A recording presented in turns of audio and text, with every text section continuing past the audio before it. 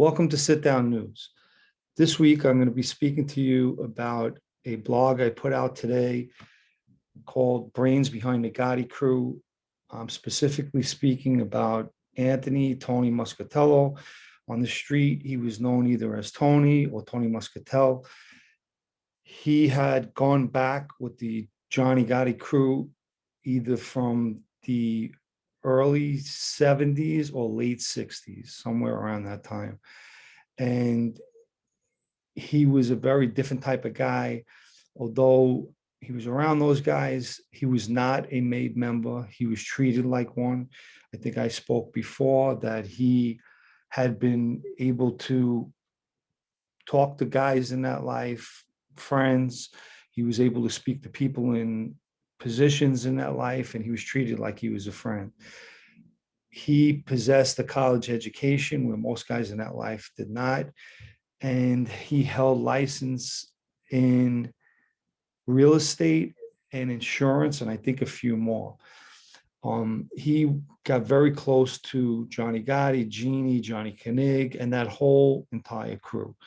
Around that time, you had Sally Ruggiero, who was a brother to Angelo Ruggiero. And if people don't know who Angelo is, Angelo was very close to Johnny Gotti, and he was a friend in that crew.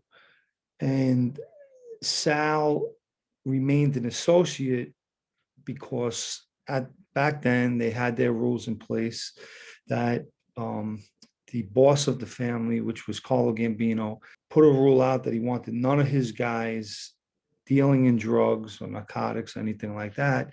And the penalty would be you would lose your life. So the Johnny Gotti crew kept a guy like Sally Ruggiero, and they had him like on the outskirts, never made him a member of the crew because of the business he was in.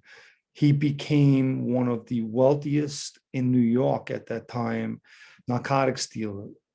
He was selling marijuana, cocaine, heroin, which they call babanya in the street. He did business with a bunch of guys. He did business with a lot of the guys from the Pizza Connection, but one of the guys that he did was one of his suppliers was Jalan Dosiasia, and he was a major narcotics trafficker from Canada. I had wrote about him in one of my blogs. He became a captain with the Bonanno family who ultimately killed him. Johnny Gotti and Angelo Ruggiero were not made members. This is going back to the 70s. And there was an incident that took place, a famous incident, where an Irish guy who was into kidnapping, and as crazy as it sounds, he was targeting members of Cosa Nostra. He was either getting made members or he was grabbing their relatives. His name was James McBratney. And in 1972, the nephew of Carlo Gambino, which was the boss of the Gambino family, was kidnapped and then later found they shot him in the head and killed him. I had wrote in the blog, contrast to earlier findings, McBratney did not commit this murder. A lot of people think that this guy got killed because he killed Carlo Gambino's nephew. He did, but he was not the one who killed. It was somebody else. But he was part of that crew, and he was looked at on the street as the ringleader of this kidnapping crew. So when Carlo Gambino put word out that he wanted somebody to pay for it, it was his name that came up. So Johnny Gotti and Angelo Ruggiero and another guy named Ralphie Wiggs Gallione caught up with this McBratney in a Staten Island bar in May of 1973. And there was a struggle that ensued, and ultimately he was shot to death and left on the floor of the bar. I put the picture in the blog. As a result of that, John Gotti and Angelo Ruggiero get pinched, they get locked up for this murder, and they get relatively small time. I believe they did around 4 years. They might even did less. When they get out, they become inducted. I believe that Jeannie was inducted before Johnny Gotti. If I'm pretty sure I'm correct about that. So now you have Sally Ruggiero's brother Angelo is now a friend with the Gambino family, along with their childhood friend Johnny Gotti. And by the mid 70s, Sal has about 3 federal indictments on him for extortion, tax evasion, and obviously narcotics trafficking. And he went on a lam, which is the run, and he was now a fugitive. And back then, the Gotti crew got together, and the first thing they did, they helped Sal evade law enforcement. So they hid him out, helped him to get out. And he didn't really go far. He was traveling around to Florida and bouncing around. He owned a lot of different real estate. He had investments, he had companies, and he had a lot going on that he used his drug money to buy these businesses and buy real estate and properties. So they got together and they wanted to now transfer over legally these businesses and properties into different people's names so that the government wasn't going to take them from Sal because he was under this he was under 3 federal indictments. And the person that did all of that was Tony Moscatiello. And he had, like I mentioned, he had a license to do these things, and he was able to, through businesses and shell companies, move these things around for them. I believe Sal had 2 houses in Franklin Lakes, New Jersey, nice area. He had property in Queens. He had houses in Florida, in Pennsylvania, in the Poconos, and various other, investment properties.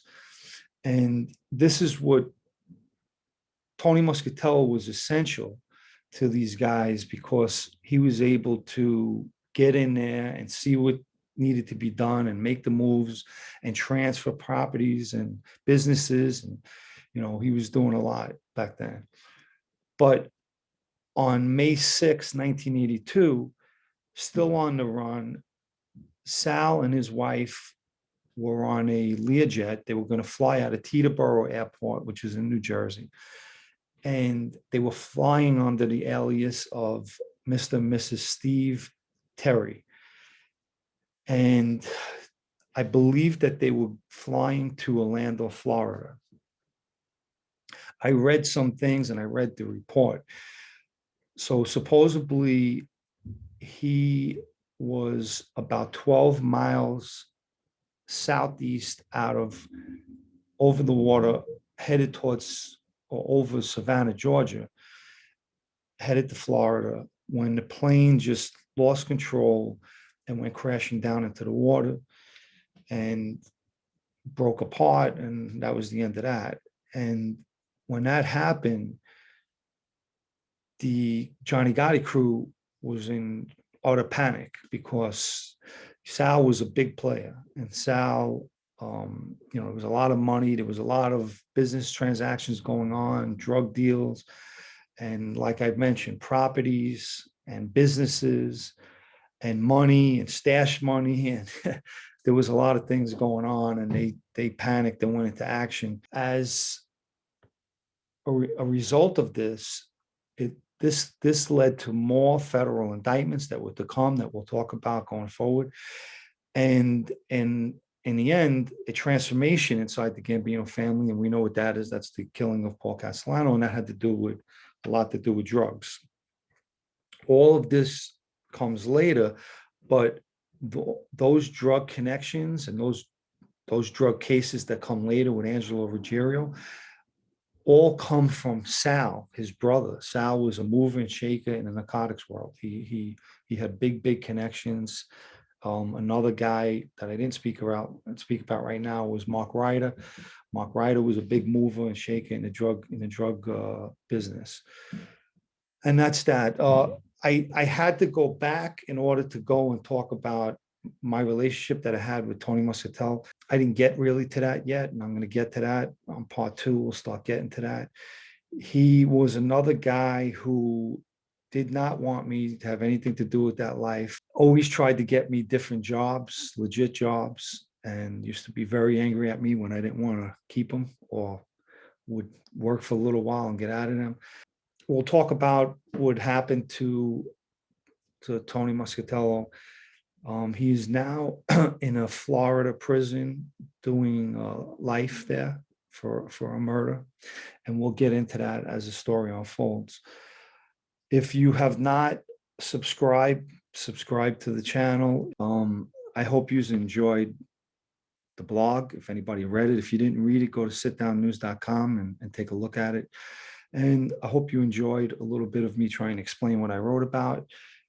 Enjoy the rest of your Sunday night. I had a nice weekend. I hope you enjoyed yours as well. Ciao.